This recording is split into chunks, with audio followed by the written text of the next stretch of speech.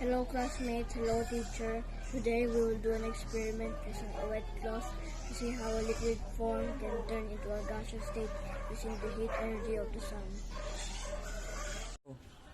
I have here with me a wet cloth, and I'm gonna put this cloth here.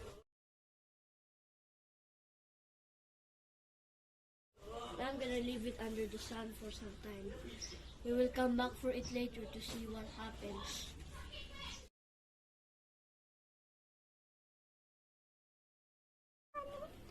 Five hours have passed and it is time to check on the wet cloth that we left under the sun a while ago.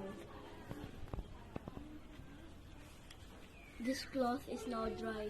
The water in it dried up and it went up into the air as gas.